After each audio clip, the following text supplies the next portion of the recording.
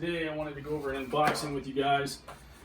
Got in a couple Tokarev M57 classic firearms today. I'm kind of excited to see what this would be like. So you get them in a FedEx box. At least mine came that way. I know they ship through different carriers sometimes. It looks like they're going to come bubble wrapped together. Yep. We'll pull those on out. Sometimes you'll get them in a secondary box. I think the cool thing about this too is that in order to allow you to have the paperwork on hand that you can file away with them, you get a copy of their FFL license as well, so that you can verify where you got them from and that they're licensed and eligible to sell the firearm. So that's good to know. Also, if you guys want a good, reliable pocket knife that's fairly inexpensive, you can get these M-Techs. You can actually get them on Amazon too, but they're not bad. They're good, good knives. You know, this is a MTA 246.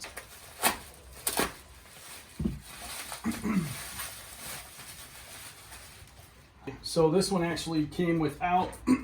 It has the safety, which is good. Well, it's not too much weathering there. There's some patina on the front, a lot of oil on there, but we can get that off. This actually came with the crest, which is rare.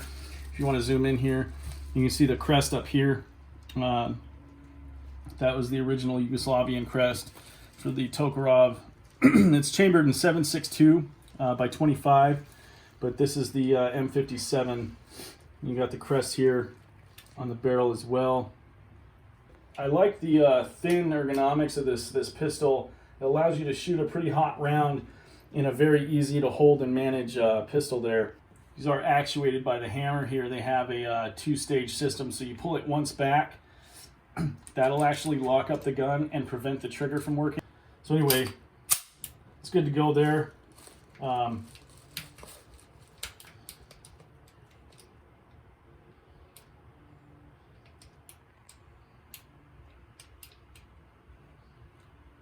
you know what? I think you have to have the clip in there.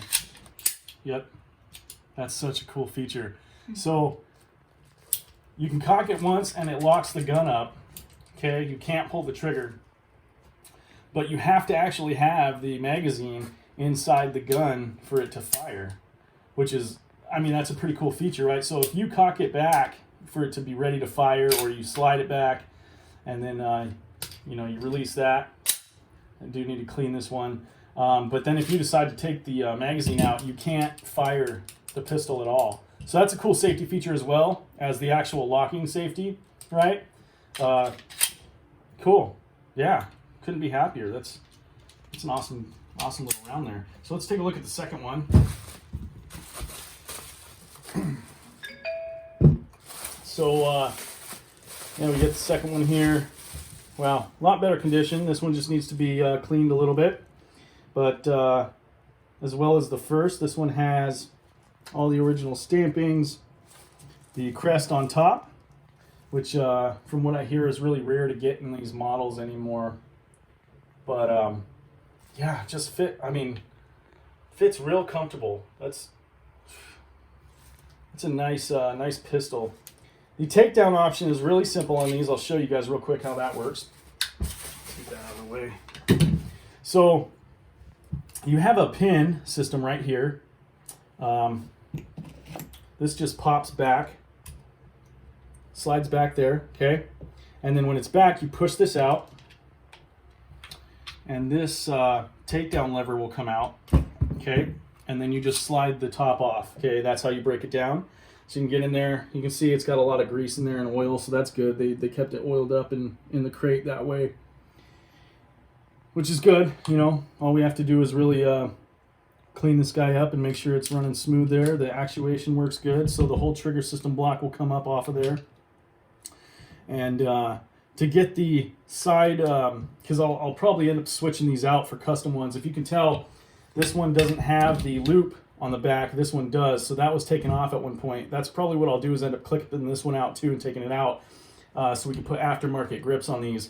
But the way that works is pretty simple too. On the inside, and you want to pull this out when you do it, but the inside here, there's going to be a lever that holds this in place and turns sideways, and you just push down on one end. You have to do it on the left side first of the firearm, so it's going to be this side, You push down on that, and it pulls out. And then what happens is it allows you to gain access to the secondary. I'll see if I can show you guys real quick here. Yep, there we go. So there's actually a notch in the bottom, and this pin will pull over, and then just like that, it should pop out here. Let me see if I can get it in the light. Yep, there we go. It should, in theory, just pop right out. Yep. So there you have it. That piece comes out. You can see the actuation there. You just stick a pin up under where the magazine would go, and you're going to turn this either way. So turning it this way locks it in place. Turning it this way allows it to drop out. Now that this side is exposed, and you can take the safe out too, or the safety, if you don't want that and you're going to put in an aftermarket, grip system, because they do make them to resemble the 1911. These were actually marketed after the Browning model. Browning and Zastava met up and they shared some ideas, and that's what he mimicked the M57 after.